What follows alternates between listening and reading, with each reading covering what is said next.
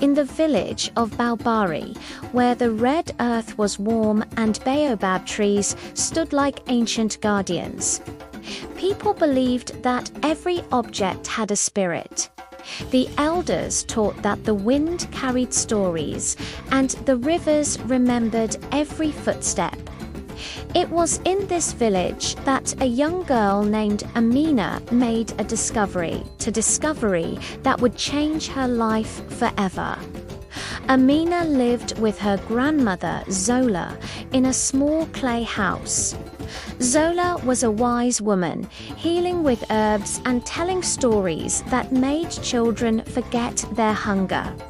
One dry season, when the sun burned fiercely and crops struggled, the village faced a terrible shortage of food. One afternoon, while gathering firewood near a rocky hill, Amina noticed a faint humming sound. Curious, she pushed aside a curtain of vines and found a small cave. Inside, resting on a flat stone, was a beautifully carved calabash.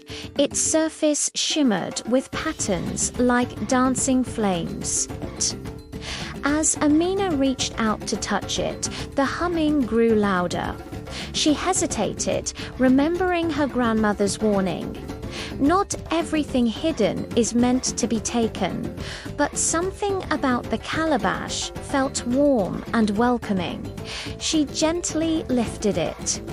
The moment her fingers wrapped around it, a soft voice whispered, "Use me with kindness." Startled, Amina nearly dropped the calabash. She looked around, but the cave was empty. Clutching it tightly, she ran home to Zola. Her grandmother examined the calabash with wide eyes. "This," Zola said softly, "is a gift from the old spirits." Long ago, such calabashes were given to those with generous hearts.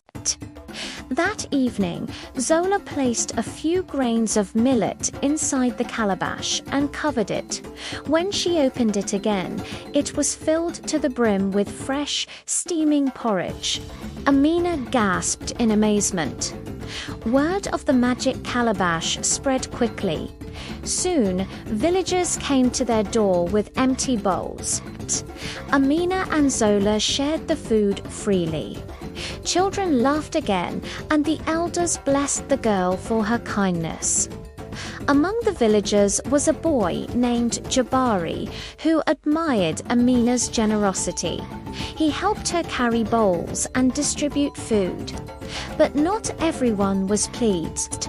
Thebo, a wealthy trader from a nearby village, heard of the magic calabash, and his heart filled with greed.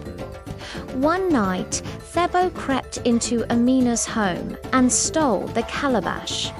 He hurried to his hut and demanded, "Fill with gold and riches." The calabash remained silent. Angry, Thebo shouted louder, shaking it violently. Suddenly, a thick, sticky porridge began to pour out.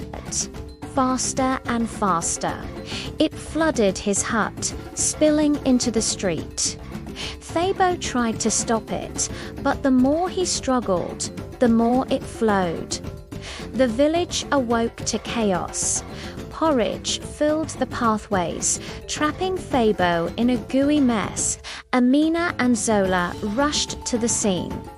Seeing the stolen calabash in Thabo's hands, Amina stepped forward. "Please," she said gently, taking the calabash. "Enough." At once, the flow stopped. The villagers freed Thabo, who hung his head in shame. He apologized, his voice trembling. "I wanted wealth only for myself. I forgot that gifts are meant to be shared." Amina looked at him for a long moment, then smiled. "You can help us clean the village, and after that, you may eat with us." From that day on, Thabo changed. He used his trading skills to bring seeds and tools to Balbari, helping the village prosper. The magic calabash continued to provide food, but Amina never used it for more than the village needed. Years later, when Amina had grown into a wise young woman, the humming returned. The calabash felt lighter in her hands. She understood that its time with her was ending. With Jabari and Zola beside her, she returned to the cave. Amina placed the calabash back on the stone.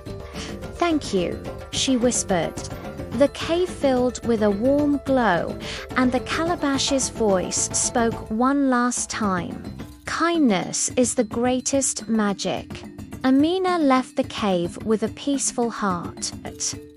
Though the magic calabash was gone, its lesson remained in Bobari. The village thrived, bound together by generosity and trust. And under the watchful baobab trees, the people continued to share their stories, remembering the girl who had learned that true magic lives in a giving heart.